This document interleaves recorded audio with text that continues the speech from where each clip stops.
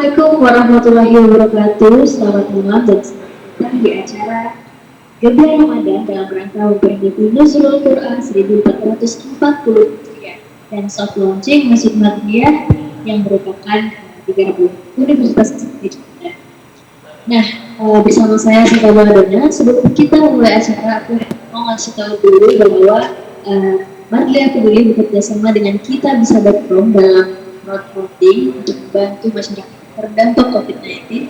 Jadi teman-teman bisa berdonasi lewat kitabisa.com, bisa scan QR code yang ada di kiri saya nantinya, atau bisa melalui browser, bisa buka di ugm.id/ugm. Nah, donasi ini akan terus-menerus dibuka untuk membantu masyarakat yang terdampak COVID-19. Oke, bicara soal Indonesia berarti kita bicara Indonesia tidak akan kekurangan talenta anak muda yang terus berjuang untuk membuka bangsa. Ini dia kita sambut narasumber kita pada malam hari ini.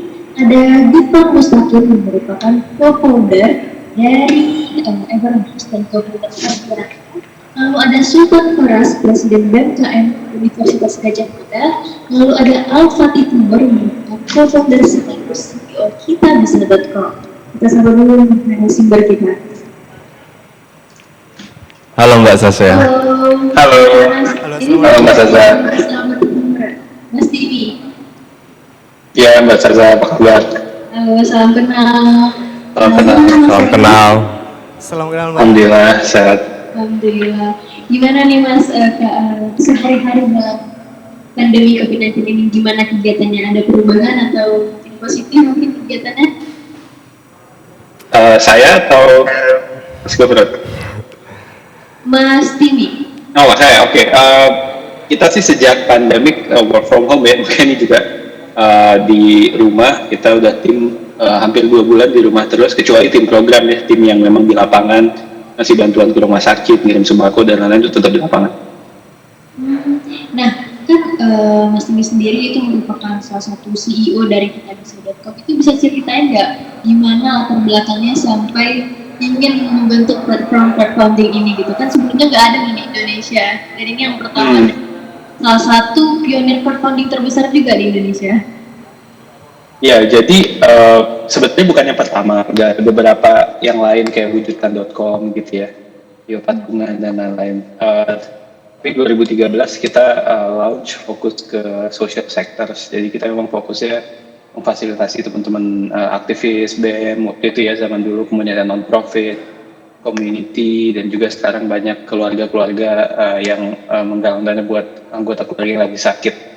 Jadi itu mungkin sedikit sejarah kenapa dibentuk, karena saya pribadi dulu mungkin sama kayak Gufron ya, dulu sama sering aktif di BEM, sering aktif aktivitas mahasiswa, sering penggalangan dana, dan penggalangan dana itu sulit gitu ya, dan butuh alat yang bisa transparan untuk bisa menggalang dalam jumlah besar. Di luar negeri udah banyak crowdfunding, di Indonesia waktu itu belum terlalu banyak, udah ada yang mulai juga. Tapi waktu itu ya kita inisiatif buat yuk kita bikin aja, karena sebenarnya kan budaya Indonesia banget, gotong royong, komunal, kolektivisme itu kan budayanya masyarakat kita banget gitu. Nah, untuk proses pendiriannya sendiri nih Mas, itu dimulai pada tahun berapa sih, dan sampai berapa lama sampai bisa sebesar sekarang, dan dampaknya terhadap masyarakat dari saya selain membantu masyarakat luas apa nih Mas? Ya Juni ini jalan 7 tahun ya, nggak berasa ya. Jadi mulai 2013 dan dibangun awalnya bukan yayasan, bukan PT, tapi pure gerakan aja, gerakan sosial. Tapi lama-kelamaan kita ngerasa harus berbadan hukum, harus sustainable, sehingga kita bikin yayasan dan juga PT. Dampaknya sejauh apa? Alhamdulillah sih sekarang udah lebih dari 3 juta donaturnya, orang-orang yang berdonasi kita bisa. Dan untuk penggalangan dana udah lebih dari 30.000 campaign ya, kita sebut ya campaign itu orang-orang yang membuat penggalangan dana. Ya bahkan untuk daftar campaign aja tuh sekarang antri ya Mas. Oh iya, saya tuh sempat nyobain ya, terus waiting list ya. Aduh, sorry. Nggak apa-apa. Jadi dalam selain membantu masyarakat luas gitu, ada nggak sih capaian-capaian tertinggi yang pernah diraih, mungkin udah pernah dapat penghargaan apa gitu, dan apakah menurut Mas dengan penghargaan itu udah bisa dibilang sukses? Ya sebenarnya saya lebih senang kalau ketemu user sih, mendapatkan penghargaan langsung dari users, dari pengguna kita bisa. Mungkin salah satu cerita yang paling sering saya share tuh, saya dipeluk sama salah satu pengguna kita bisa yang galang dana buat anaknya lagi sakit. Jadi anaknya masuk ruang ICU and NICU ya, baby gitu prematur. Mungkin dokter, saya kan dokter ya, masih familiar sama NICU ya.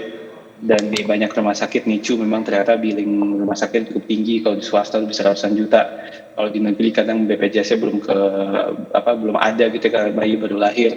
Jadi setiap donasi yang ada di kita bisa tuh orang tuanya bilang memperpanjang nafas anaknya gitu. Karena kalau donasi berhenti bisa jadi ventilatornya dicopot gitu. Jadi itu yang jadi semangat kita sih kalau kita ketemu users, mereka merasakan manfaat dari pakai kita bisa, dan itu yang jadi penghargaan ya, bukan dari eksternal sih, sebenarnya dari user sendiri. Kayak merasa bahagia sendiri gitu ya Mas. Iya, capeknya terobati. Iya benar-benar.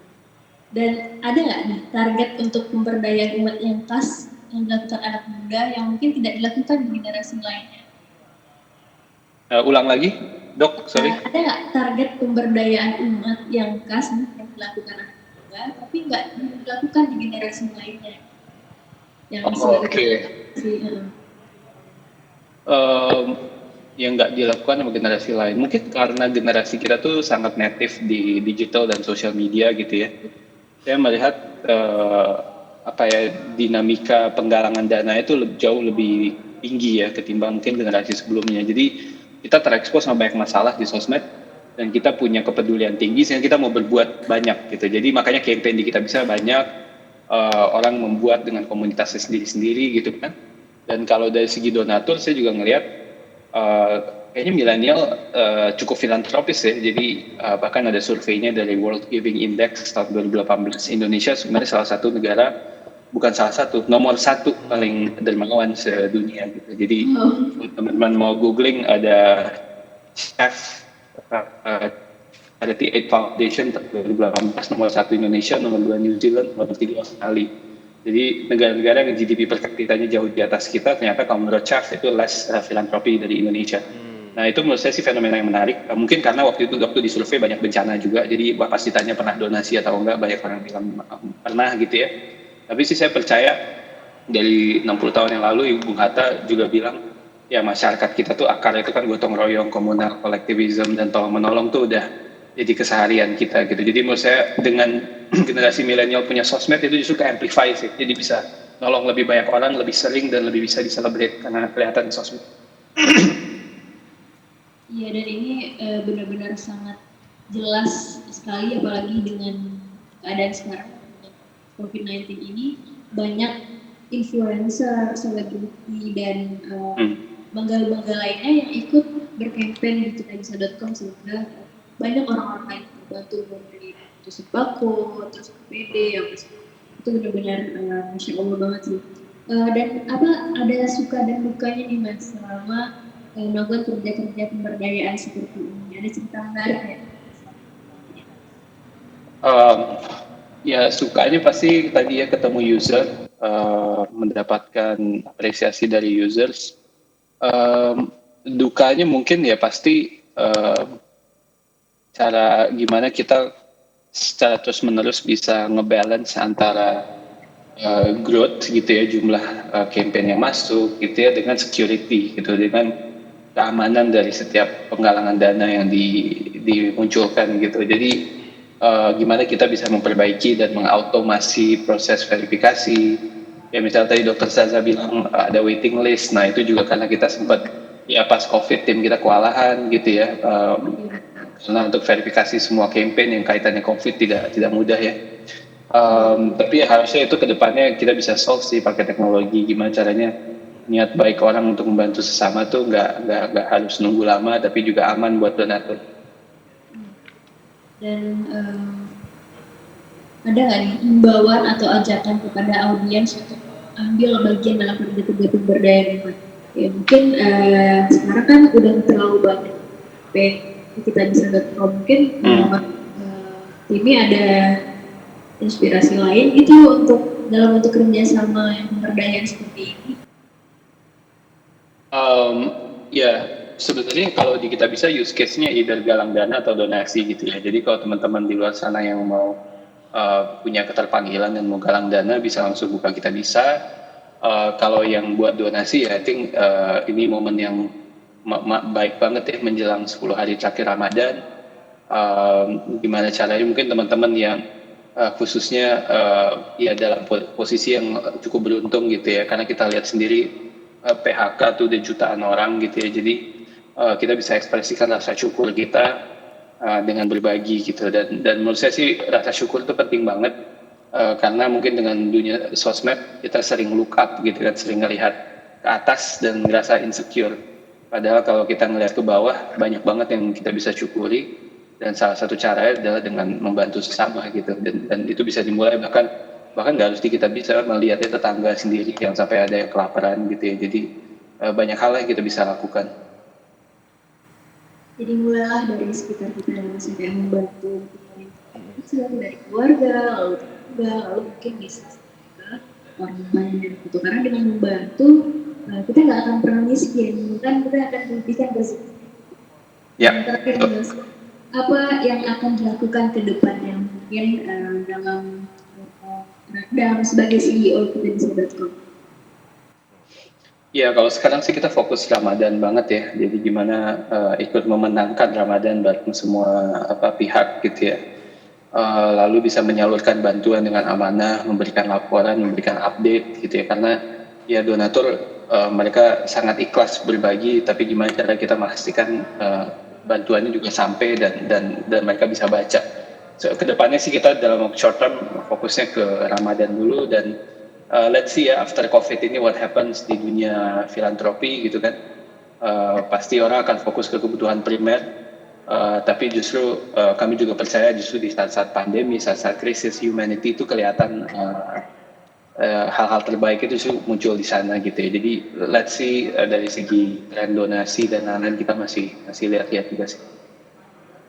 Semoga kita semua bisa mengambil peran positif dalam menghadapi COVID-19. Terima kasih. Amin. Ini semoga sehat selalu dan keluarganya juga, dan bahkan rezeki dan bisa membantu banyak orang juga. Nah selanjutnya kita kalau dulu masuk ke narasumber yang lain, Mas Gufron Mustaqim. Ya, selamat malam Mbak Saja. Assalamualaikum. Waalaikumsalam. Gimana nih Mas? Nggak sakit kan Mas? Alhamdulillah sehat. Makanya bisa datang ke sini. Gimana aktivitasnya Mas? Apa ada perbedaan juga antara pandemi dan? Ya sama seperti Timi gitu di Evermos, kita 2 bulan terakhir juga work from home, kecuali teman-teman yang bekerja di logistics atau yang bekerja di gudang gitu, sehingga biar bisa kita memenuhi kebutuhan para konsumen tetap beroperasi, tetapi teman-teman yang lain bisa bekerja dari rumah gitu Mbak Saja. Nah, sebagai CEO dari banyak nih Mas, co-founder Evermos, Surabel, harus berbagi. Itu gimana sih Mas ceritanya nih singkat tentang latar belakang dan kenapa bisa membuat platform ini gitu? Ya. Saya punya concern yang dalam pemberdayaan umat, dan Evermos itu kita rintis bersama kawan-kawan berkaitan pemberdayaan umat dalam konteks ekonomi, sedangkan kajianmu yang dalam format yayasan itu adalah pemberdayaan umat, pembinaan umat dalam aspek keimanan gitu. Sehingga ini memiliki dua ranah yang berbeda. Misalnya Evermos dalam pemberdayaan umat dalam konteks ekonomi kita punya dua pilar utama, yang pertama adalah pilar tijarah atau jual beli dengan kita mengadopsi sistem atau model bisnis social commerce, sedangkan untuk pilar yang kedua adalah pilar ziswaf, di mana kita itu pengen mengoptimalkan zakat wakaf potensinya semakin bisa bermanfaat di Indonesia sehingga kemudian punya dampak ekonomi untuk umat gitu. Nah, Evermos itu bergerak di aspek ini Mbak, jadi tentang pemberdayaan umat dalam konteks ekonomi. Sementara Yayasan Kajianmu sebagai pengasuh di kajianmu ini apa yang kita lakukan adalah pemberdayaan umat dalam konteks iman. Apa yang kita lakukan saat ini adalah mendampingi sekitar 150-200 masjid. Pilotnya ini masih di daerah Yogyakarta untuk kemudian bagaimana masjid ini bisa lebih makmur, masjid ini bisa jamaahnya lebih banyak dengan program-program inovatif, kreatif. Nah, kita mendampingi para takmir masjid di masjid-masjid tersebut agar kemudian masjidnya bisa lebih makmur. Seperti itu, Mbak. Dan yang kajianmu ini katanya memberikan fasilitas tanpa bunga dan pinjaman itu untuk yang pengusaha mikro atau gimana, Mas? Dan kenapa bisa ada misalnya terbesit gitu untuk membuat fasilitas seperti ini? Ya, jadi itu adalah salah satu program yang kita jalankan bekerjasama dengan beberapa lembaga keuangan mikro dan kita hubungkan dengan masjid. Jadi kita itu ingin agar masjid itu responsif terhadap persoalan sosial di sekitar, dan kalau kita lihat sebenarnya persoalan di sekitar masjid itu sebenarnya masih erat kaitannya dengan masalah kemiskinan, padahal sebenarnya banyak di antara orang-orang di sekitar masjid itu punya rintisan usaha.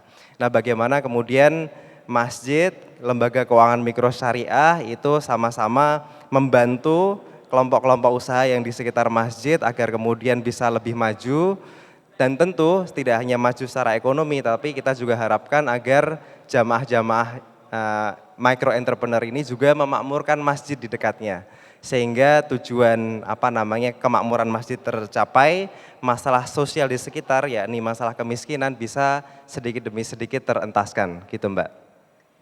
Berarti banyak banget dampak sosial dari lembaga-lembaga yang udah masuk bikin ya. Dan apa aja nih Mas capaian tertinggi yang udah diraih? Katanya ada 2 penghargaan juga dalam ajang Best ICCA yang saya. Selain itu apa lagi Mas? Ya. Jadi tadi ada 2 konteks ya. Yang pertama adalah tentang Evermost sebagai social commerce dan sebagai Yiswaf. Nah, sebagai social commerce kita sekitar setahun terakhir kita rintis startup ini. Alhamdulillah sudah ada sekitar beberapa puluh ribu reseller yang tergabung di jaringan Evermost, yang mereka itu bisa membantu para UKM yang tergabung di platform Evermost untuk melariskan produk-produk mereka, dan para reseller yang jumlahnya puluhan ribu ini, alhamdulillah bagi yang istiqomah bisa mendapatkan pendapatan 2 juta, 3 juta, 4 juta hanya dengan modal handphone dan dengan platform yang disediakan oleh Evermost itu. Itu dari sisi resellers. Nah, dari sisi brand owners atau suppliers, kita saat ini memberdayakan sekitar 400-500 brand owner atau UKM yang bergerak tidak hanya tentang fashion, tapi juga makanan, minuman, herba dan lain sebagainya, untuk mereka itu bisa bisa semakin laris. Nah, dalam konteks pemberdayaan ekonomi umat ini, apa yang kita lakukan adalah address halal value chain. Makanya di dalam value chain kita itu pesantren, panti atau masjid-masjid itu kita libatkan gitu. Misalnya salah satu kita sudah punya pilot project bagaimana bekerja sama dengan pesantren mengembangkan unit bisnis mereka. Ini ada salah satu pesantren di Jawa Barat, itu kita ajak untuk kemudian produknya dijual di platform kami. Alhamdulillah dari nol sekitar 3 bulan 4 bulan lalu itu sekarang sudah omsetnya 400-500 juta per bulan, itu dari satu pesantren ini gitu. Dan di Indonesia itu ada 27 pesantren. Dan kita harapannya sedikit demi sedikit bisa membina, memberdayakan, mendampingi tidak hanya ratusan pesantren tapi ribuan atau bahkan puluhan ribu pesantren yang ada di Indonesia gitu. Sehingga kemudian sama-sama ini kita membangun ekonomi umat yang lebih maju dan lebih lebih unggul. Semoga niat baik kita dipermudah ya. Dan kalau misalnya Sorabel itu kan merupakan e-commerce Indonesia juga yang menyediakan dengan produk fresh. Itu apakah juga platform yang ada memberikan dampak secara sosial nggak sih ke masyarakat?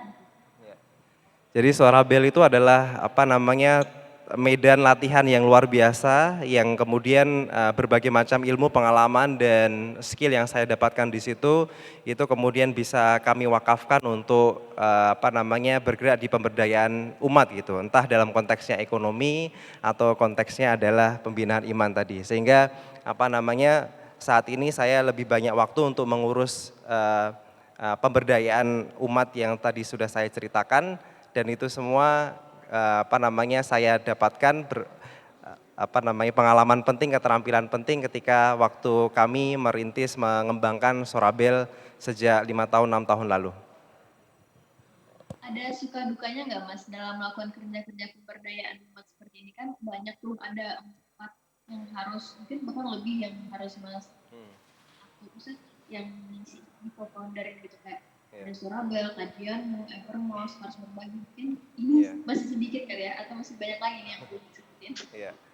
Tentu pasti banyak tantangan karena jihad fisabilillah ini tentu bernilai jihad itu punya pahala yang besar karena tantangannya sangat banyak gitu. Ketika kita punya niat kebaikan aja banyak kritik atau banyak hambatan di tengah lapangan, apalagi kita punya niat yang buruk gitu. Nah, dalam aspek misalnya kita mengembangkan Evermos, salah satu tantangan yang ingin kita jawab adalah bagaimana halal value chain atau umat Islam ini secara ekonomi bisa lebih berdaya, lebih bisa berkembang gitu. Nah, kalau kita lihat di sekitar kita, misalnya mikrofon yang saya pakai atau laptop yang dipakai Mbak gitu misalnya, itu kan sebenarnya bukan dibuat oleh perusahaan-perusahaan atau brand-brand yang berangkat dari umat gitu. Nah, kita ingin merintis bagaimana kita sedikit demi sedikit kita bisa memberdayakan lebih banyak pihak, lebih banyak UKM-UKM, sehingga kemudian skalanya bisa semakin besar, bahkan bisa tidak hanya nasional tapi global gitu. Dan ini kita juga untuk melakukan itu tidak hanya menggandeng UKM saja, tapi bagaimana kita juga bisa menggandeng unit-unit bisnis dari pesantren, bagaimana kemudian masjid-masjid takmir itu bisa kita libatkan dalam pemberdayaan ekonomi umat. Itu adalah tantangan-tantangan yang belum sepenuhnya saat ini kami jawab gitu. Dan insya Allah saya berdoa kepada Allah Subhanahu Wa Taala agar sedikit demi sedikit itu ada jawabannya, sehingga nanti 3 tahun, 5 tahun dari sekarang itu sudah lebih jutaan orang atau jutaan institusi, lembaga yang bisa merasakan dampak positif dari kehadiran Evermos sebagai startup maupun kajianmu sebagai yayasan. Oke, nah kalau sebagai co-founder dari banyak platform ini, apa aja yang udah dilakukan dalam terkait penanganan COVID-19 jadi sekarang? Ya, baik. Jadi di salah satu pilar kita di Evermos itu tentang Ziswaf itu saya ada yang mirip sama Timi, ya ini kita crowdfunding. Kita crowdfunding untuk pembelian APD untuk beberapa ratus rumah sakit di seluruh Indonesia gitu. Dan alhamdulillah ini kita sudah mengumpulkan sekitar 0,5 miliar, kita targetnya bisa sampai 3 miliar, sehingga kemudian ada ratusan rumah sakit yang bisa kita berikan APD gitu. Mohon doanya. Amin. Nah, saya penasaran ya Mas, kan uang dari crowdfunding itu kan udah banyak ya, udah ada ya miliaran seperti yang Mas bilang nih. Apalagi kalau misalnya di platform kitabisa.com. Nah, untuk APD sendiri nih, saya sebagai dokter itu maksudnya APD-nya itu kan sekarang memang susah, maksudnya apa ya, sangat-sangat terbatas gitu. Kalau saya mendengar cerita dari itu emang apakah dari crowdfunding yang Mas galang sendiri itu APD-nya memang sudah tersedia atau memang di PO dulu Mas? Ya. Jadi memang kita kan memperberdayakan si Sorabel mungkin itu langsung bikin. Ya. Jadi kita kan memang terhubung dengan UKM-UKM karena kan memang kita kerjasama dengan UKM agar mereka menjualkan produk melalui platform kita gitu. Dan di antara UKM-UKM ini memang banyak yang punya kemampuan untuk produksi berbagai macam jenis APD gitu, yang yang sederhana. Dan itulah yang kita bisa kita bisa beli untuk kemudian kita sumbangkan ke rumah sakit. Nah, apabila tidak ada produk yang tidak ada, nah kami bisa mengambil dari berbagai macam perusahaan tapi pada prinsipnya karena kita alhamdulillah punya jaringan supplier yang cukup kuat untuk pengadaan APD, tidak ada isu. Yang penting ingin kita maksimalkan adalah penggalangan dananya sehingga semakin besar impact yang bisa kita berikan kepada rumah sakit dan medical workers. Nah, pertanyaan terakhir nih Mas, sebagai change maker juga di Indonesia, apa sih yang akan dilakukan ke depannya gitu, sebagai co-founder? Ya. Sebenarnya apa yang ingin saya lakukan adalah apa yang kita doakan setiap hari gitu. Rabbana atina fid dunya hasanah wa fil akhirati hasanah wa qina adzabannar, dan juga pesan di dalam surat Ali Imran gitu. Kuntum khaira ummatin ukhrijat linnas ta'muruna bil ma'ruf wa tanhauna 'anil munkar wa tu'minuna billah. Jadi saya ingin semakin banyak semakin membumikan doa tersebut dan ayat Al-Qur'an tersebut untuk kemudian menghadirkan kemaslahatan bagi orang gitu. Artinya kalau dalam doa misalnya tadi Robbana Atina dan seterusnya, itu berarti kita harus punya visi yang kuat di dunia, visi kuat di akhirat. Visi kuat di dunia tentu dengan cara kita kerja keras, belajar, gigih dalam menggapai cita-cita. Visi jangka panjang adalah bagaimana kita bisa menghadirkan keteladanan, dakwah dengan keteladanan, kita istiqomah dalam ibadah gitu. Dan tentang kuntum khaira ummatin ukhrijat linnas itu adalah bagaimana kita selantiasa membingkai perbuatan, kegiatan atau inisiatif yang kita lakukan itu dalam rangka amar ma'ruf nahi mungkar dan sebagai pengejawantahan atas keimanan kita kepada Allah Subhanahu wa taala. Ini saya masih jauh dari itu dan saya butuh belajar dari banyak pihak. Semoga sedikit demi sedikit itu saya dan kawan-kawan semua bisa lebih menerjemahkan itu dalam realita. Kayak itu Mbak. Insya Allah. Terima kasih sekali ya Mas Gufron. Mungkin saya mau nanya lagi ke Mas Sultan Faras. Ya, Assalamualaikum Mbak. Waalaikumsalam. Semoga sehat ya Mas ya di pandemi COVID ini. Alhamdulillah sehat Mbak kondisinya sekarang. Lagi sibuk apa nih sekarang Mas? Untuk sekarang jadi kebetulan sedang diamai di BMKM UGM Mbak. Jadi untuk fokus kami memang di 2 stakeholder utama, di mahasiswa terutama, dan yang kedua adalah untuk masyarakat luas Mbak. Jadi ada 2 pihak yang kami layani. Yang kalau di mahasiswa sebenarnya sekarang kan karena mahasiswa masih banyak yang harus tinggal di wilayah Jogja. Yang karena tidak bisa pulang ke kampung halaman karena memang larangan pemerintah, sehingga banyak rekan-rekan mahasiswa kami yang tetap bertahan di sini hingga akhir masa ujian akhir ini. Salah satu hal yang kami lakukan adalah membantu pihak universitas untuk mendistribusikan. Alhamdulillah per hari ini sudah 4.070 paket sembako yang didistribusikan mulai dari akhir Maret kemarin. Jadi hal ini kami lakukan untuk membantu teman-teman kami yang mungkin sekarang sedang mengalami keterbatasan baik secara finansial maupun kebutuhan dasar. Itu Mbak. Oh, berarti udah mulai gerakan mahasiswanya ya Mas? Di pandemi ini. Iya. Itu udah mulai sejak kapan Mas? Dan gimana awal inisiasi mulainya gerakan ini? Dimulai sejak pada awal pandemi, pada akhir Maret tepatnya minggu keempat Maret waktu itu kami diajak untuk bertemu dengan Direktorat Kemahasiswaan untuk berbincang terkait dengan bagaimana solusi yang bisa kita hadirkan nih untuk teman-teman mahasiswa yang tetap harus bertahan di Jogja gitu. Setelah itu kami tergabung dalam Posko Gelanggang Bergerak dalam Satuan Tugas COVID-19 UGM yang bergerak di banyak hal, mulai dari produksi APD, mulai dari penyemprotan disinfektan di area kampus, kemudian bantuan sembako ke masyarakat sekitar, serta pendistribusian APD ke fasilitas kesehatan di wilayah DIY. Jadi mulai akhir Maret Mbak itu. Berarti emang mahasiswa yang langsung turun ya ke masyarakat? Iya, selain kami yang turun, kami juga kebetulan banyak orang-orang baik di luar sana. Salah satunya adalah rekan-rekan dari ojek online. Jadi karena melihat ojek online banyak berkurang secara drastis untuk pendapatannya, akhirnya kami berusaha untuk berpartner dengan ojek online untuk mendistribusikan paket-paket APD maupun sembako ke sasaran tujuan. Jadi sembari kita berbuat baik kepada banyak orang, tapi juga memberdayakan untuk rekan-rekan ojek online ini Mbak, gitu. Benar banget. Nah, kalau sebelum pandemi, apa aja sih aktivitas-aktivitas BMKM UGM itu?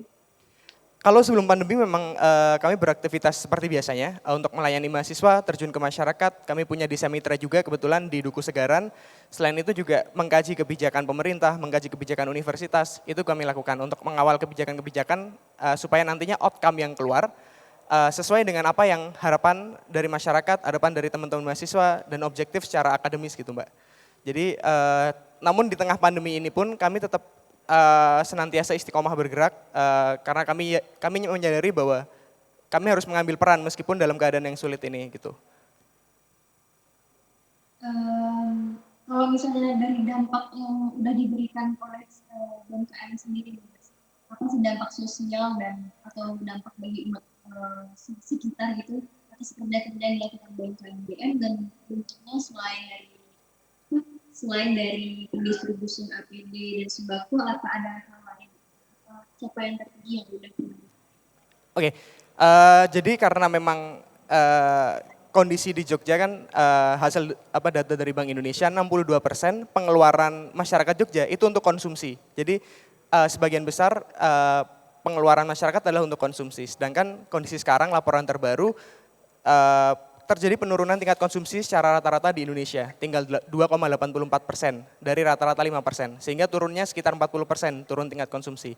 Sehingga ini tentu berdampak bagi terutama perekonomian di regional Jogja, yang dimana 94%-nya itu bertumbuh ke sektor informal, dan mayoritasnya adalah sektor pariwisata.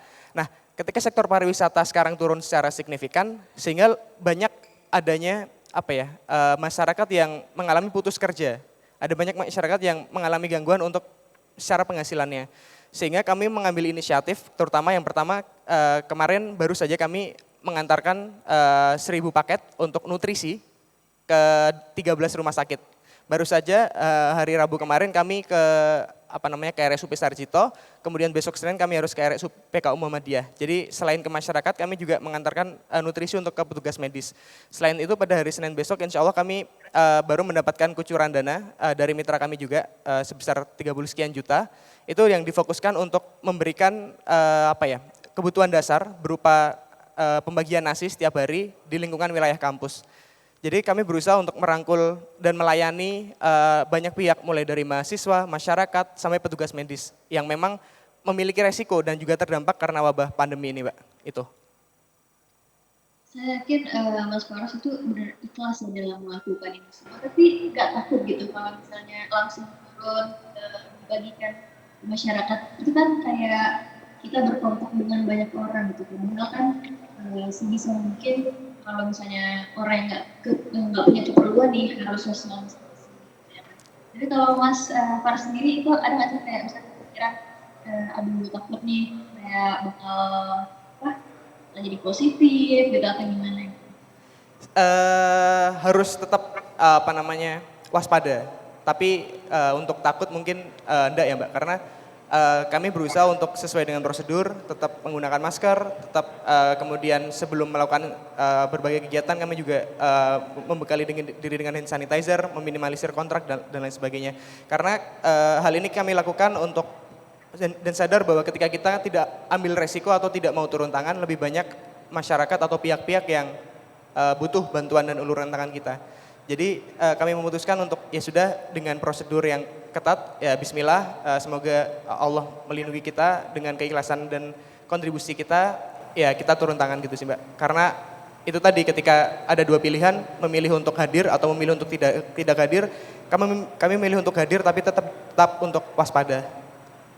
Jadi tetap kita harus melakukan tindakan preventif gitu Mas, harus tangan, atau sanitizer, mungkin rumah masker gitu ya. Lain bagi yang tidak seperti itu. Kalau misalnya suka dukanya selama kerja kayak gitu apa Mas? Kayak mungkin harus jauh dari keluarga atau apalagi sekarang kan lagi Ramadan ya. Atau mungkin Mas Faros sendiri mungkin bukan asli warga sana atau gimana, atau mungkin teman-temannya yang mungkin bukan warga Yogyakarta gitu, tapi harus tetap nggak boleh mudik nih ya kan, dan mungkin tetap harus melakukan kegiatan pemberdayaan tersebut. Ya, ada yang curhat sama Mas. Iya, saya pribadi bukan orang asli Jogja Mbak, jadi saya asli Sidoarjo. Nah, iya kemarin sebenarnya ada sedikit cerita. Jadi di pertengahan bulan April kemarin orang tua sudah menyuruh untuk mending kamu pulang aja gitu, karena kuliah juga sudah secara daring sehingga tidak harus hadir secara fisik. Sampai pada tahap orang tua mau nyusul ke Jogja Mbak waktu itu. Mau yaudah kamu tak paksa, saya tak jemput paksa gitu untuk pulang ke rumah daripada di Jogja terus gitu. Tapi mau tidak mau untuk menuntaskan amanah sebaik mungkin, jadi meyakinkan orang tua bahwa insya Allah di Jogja akan baik-baik aja karena juga masih banyak hal yang perlu diselesaikan gitu Mbak. Dan sukanya adalah bahwa ternyata mungkin generasi milenial bisa dibilang generasi yang acuh tak acuh lah secara generalisir. Tapi dengan adanya kondisi seperti ini, kondisi krisis, bahwa justru banyak generasi milenial yang mau turun dan hadir secara langsung. Dengan banyak campaign kreatifnya, ada yang jualan karyanya untuk penggalangan donasi, ada yang berbagai cara lah, cara-cara kreatifnya masing-masing dan inovatif untuk memberikan dampak real ke masyarakat. Justru itu sih yang menariknya, banyak orang yang selama ini saya kira acuh tak acuh, tapi ternyata mau turun juga ya, mau bantu juga dan konsisten gitu. Itu sih Mbak yang menyenangkan gitu. Banyak orang yang masih peduli ternyata. Ya, benar-benar. Senang ya, rasa kayak senang membantu, terus kita bisa melihat senyum dari orang-orang yang terdampak COVID yang di luar sana mungkin keadaannya lebih berat gitu dari kita.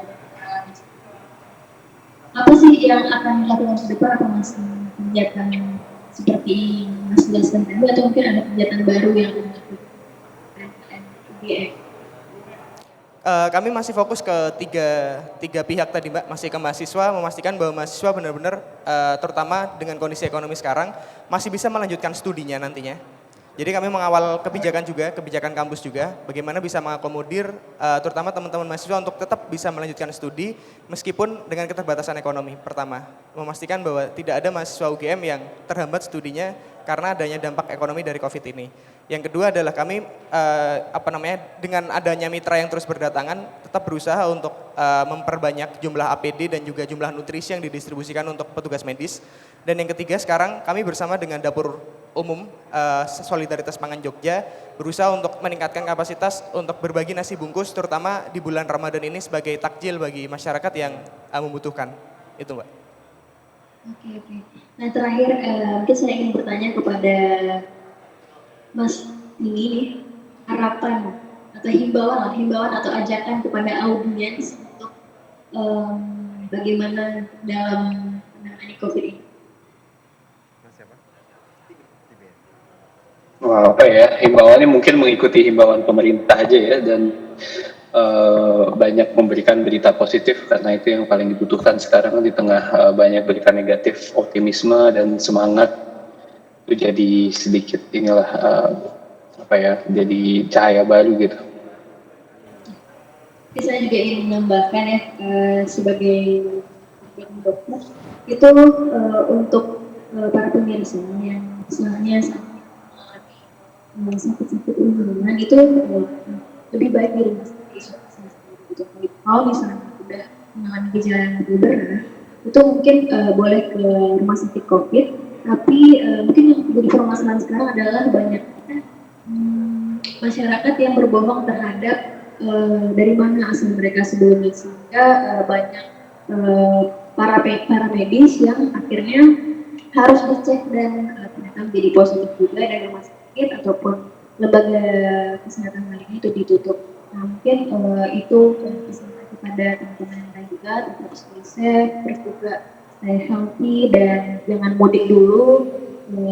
Lalu terima kasih juga untuk Mas Gufron, Mas Timi, Mas Faras dalam waktunya dalam dalam acara Gebiar Ramadan kali ini, dan terima kasih kepada seluruh para pemirsa dan pendukung acara Gebiar Ramadan bahwa seluruh donasi itu akan terus dibuka melalui kitabisa.com dan semoga bisa membantu masyarakat umum yang terdampak. Jadi kalau misalnya kita bilang manusia itu yang punya banyak gagal yang maka habiskanlah jatuh ilmu di masa muda jadi change maker untuk Indonesia seperti narasumber-narasumber kita lainnya. Dan holiness dan komunitas sebaik-baik manusia adalah manusia yang bermanfaat bagi sesama. Saya Sambil Agama beserta tim dan rekan-rekannya pamit undur diri. Selamat malam. Assalamualaikum warahmatullahi wabarakatuh. Waalaikumsalam warahmatullahi wabarakatuh.